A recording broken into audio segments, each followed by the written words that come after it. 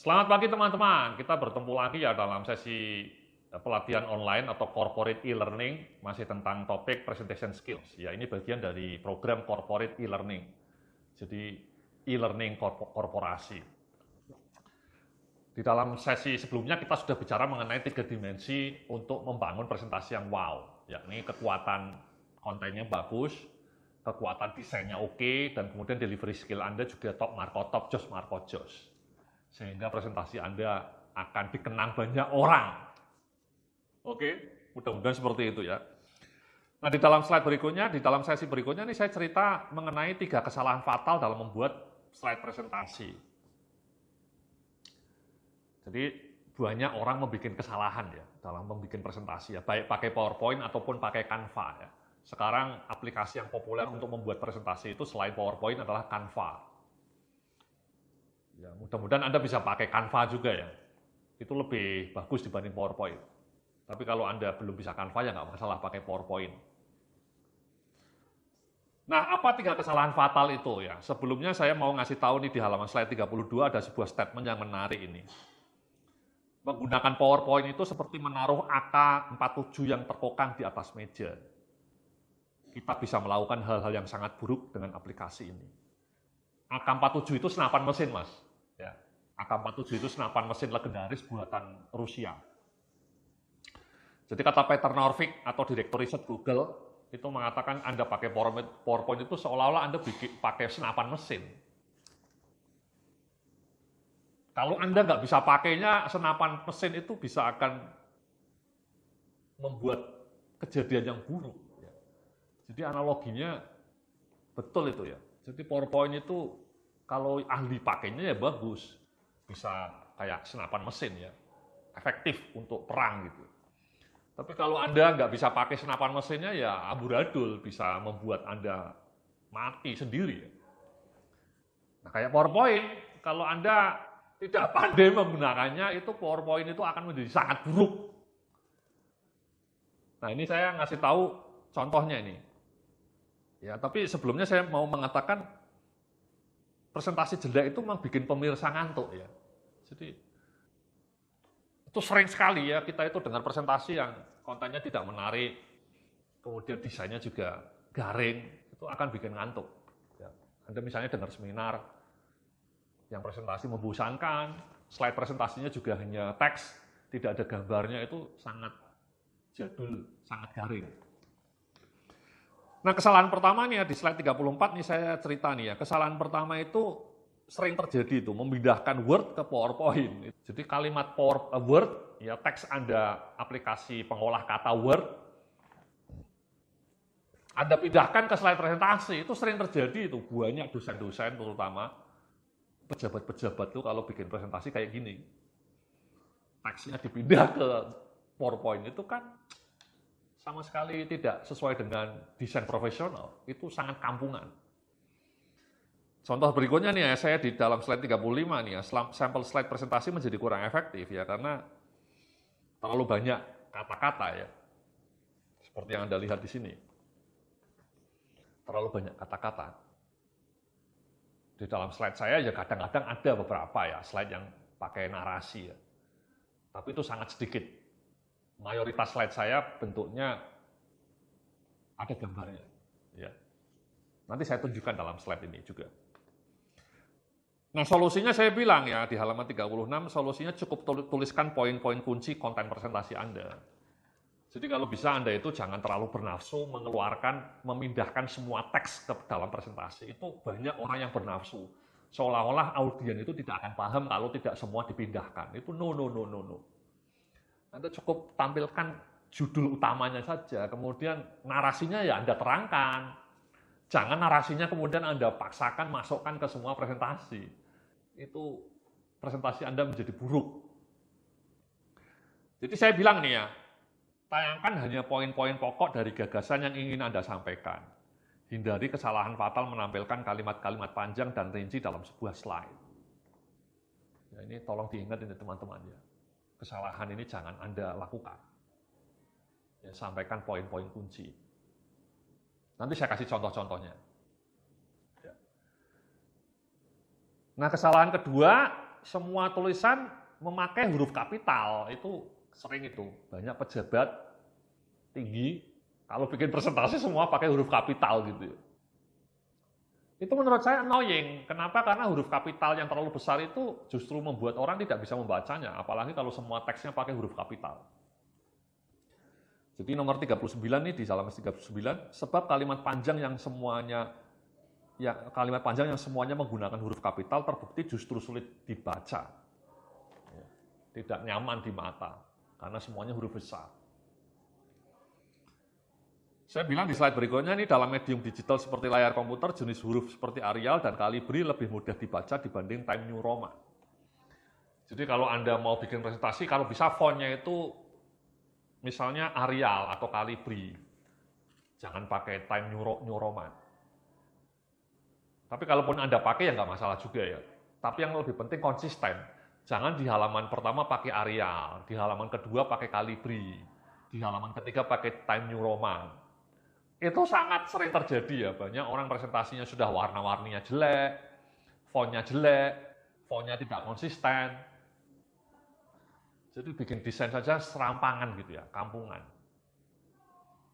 Jadi kayak poster-poster para pejabat yang mau pemilu itu ya, itu kan banyak poster yang jelek-jelek gitu ya, sampah visual.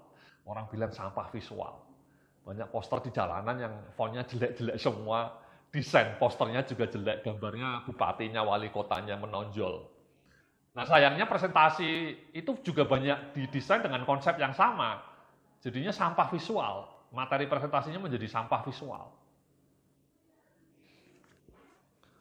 Ini contohnya ya, ini sampah visual di halaman 41 ini, sampah visual. Kesalahan ketiga, desain gambar yang kampungan dan ditata dengan serampangan. Nah ini kayak gini, banyak ini presentasi yang gambarnya seperti ini, dan menjadi sampah visual, kayak poster-poster di jalanan itu. Atau ya sering itu, Anda lihat presentasi dengan gambar yang amburadul, gambarnya sembarangan. Jangan lakukan seperti itu Mas, ya. Banyak karyawan bikin presentasi kampungan kayak gitu, memalukan menurut saya. Atau di halaman 42 nih, contoh slide presentasi yang juga buruk. Ini ya, mau ngomong kelebihan dan kelemahan Microsoft PowerPoint. Warna-warni, warnanya ada yang merah, ada yang biru, ada yang hijau, tulisannya kecil-kecil. Nah ini contoh di belakang saya ya, ini Anda bisa lihat ya. Contoh slide presentasi yang sangat buruk. Dan sayangnya kita sering melihat presentasi seperti ini, teman-teman. Sangat sering, di kantor, di seminar-seminar. Tolong jangan seperti itu ya. Ini satu lagi nih, contoh slide presentasi yang garing di halaman 43. Ya, ini materinya kebetulan kelebihan menggunakan PowerPoint sebagai media. Ya ini kontennya mungkin bagus. Nah ini saya cerita nih ya, satu materi Anda di belakang saya, kontennya menarik ini. Ya, narasinya menarik.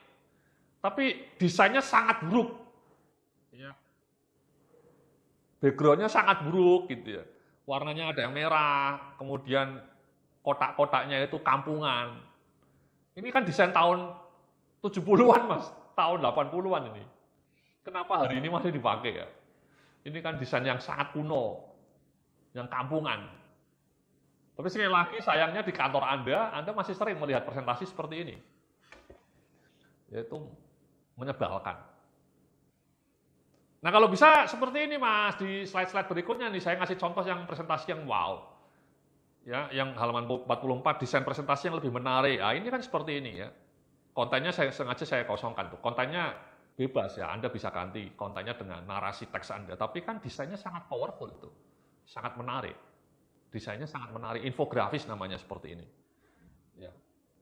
Itu banyak tersedia di internet. Dan banyak dijual. Ada, kalau Anda googling aja ya, bahan infografis, presentasi itu ada yang jual. Harganya juga murah, paling 200.000, 100.000. Itu nanti Anda akan dapat template seperti ini, template yang menarik-menarik seperti ini. Contoh berikutnya ya di halaman 45 ya, desain presentasi yang lebih menarik. Ini juga template-nya kan menarik. Ya. Teksnya masih ilustrasi saja itu saya masih pakai Lorem Ipsum, itu hanya ilustrasi saja ya. Anda nanti bisa ganti dengan teks Anda, tapi yang mau saya sampaikan, desainnya kan sangat menarik ini, desain infografisnya. Jadi elegan, keren, tidak jadul, tidak garing. Ya. Atau di halaman berikutnya ya, di 46. Itu saya ngasih mengenai template SWOT analysis. Ya, SWOT analysis itu template yang lazim dipakai. Nah itu kan Anda bisa lihat ya di belakang saya, desainnya sangat menarik, infografisnya pakai kotak-kotak yang menarik, warnanya juga kombinasinya pas. Bandingkan dengan yang tadi gitu ya, yang jadul tadi, itu kan beda jauh kelasnya. Kayak bumi dan langit mas ya.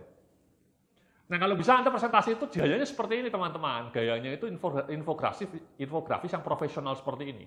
Sekali lagi banyak tersedia di internet, Anda bisa beli harganya 100.000. Jadi kan presentasi Anda menjadi lebih memukau, atasan Anda lebih terkesima kalau lihat presentasi Anda dengan model seperti ini. Atau di halaman berikutnya saya ngasih contoh ya, untuk membuat slide lebih artistik kita perlu meletakkan gambar yang relevan dan artistik. Ya, ini fotonya juga keren. Gambar, misalnya Anda cerita mengenai dunia kantor, dunia kerjasama di kantor. Anda bisa tampilkan gambar yang ada di depan Anda ini, gambar ruangan di kantor. Atau di halaman 48 nih saya cerita juga gambar yang bagus bisa mendukung isi presentasi. Sama, misalnya Anda cerita mengenai team working, kolaborasi. Bagaimana supaya teman-teman di kantor itu kolaboratif. Nah, Anda bisa tampilkan gambar yang ada di belakang saya ini. Gambarnya menunjukkan para karyawan sedang meeting, sedang membangun kerjasama untuk melakukan sesuatu. Ya, jadi menarik gambarnya. Kalau Anda lihat sebagian presentasi saya, itu banyak gambar-gambar yang menarik. Jadi itulah mas ya teman-teman ya. Di slide 49 ini saya bilang, demikianlah 3 kesalahan fatal yang mestinya kita hindari jauh-jauh. Jadi memindahkan text word ke slide, semua teks menggunakan huruf besar, dan tidak punya desain gambar yang bagus. Ya. Yang terakhir itu yang paling fatal. Banyak sekali presentasi di Indonesia itu jarang ada gambarnya. Padahal kalau Anda punya gambar-gambar yang menarik dan relevan ya, gambarnya menarik dan relevan, kemudian Anda sampaikan, itu kan akan sangat mendukung isi presentasi Anda. Oke? Jadi itulah paparan kita mengenai materi presentasi, bagaimana menciptakan amazing presentation skills. Sekali lagi, Anda harus punya konten yang menarik. Kita sudah belajar di sesi-sesi sebelumnya, style kontennya seperti apa, gaya storytelling, atau gaya persuasi, atau gaya eksplanasi, atau gaya problem and solution. Ya, Anda tentukan itu. Kemudian yang kedua, desainnya sangat bagus. Kasih gambar yang menarik, kasih infografis yang wow. Dan dimensi ketiga, delivery-nya. Ya, delivery-nya itu bersemangat. Oke, tidak bikin ngantuk. Terima kasih atas perhatian Anda. Semoga materi yang saya sampaikan ini bermanfaat baik di dunia maupun di akhirat teman-teman ya. Salam sukses, penuh kemuliaan.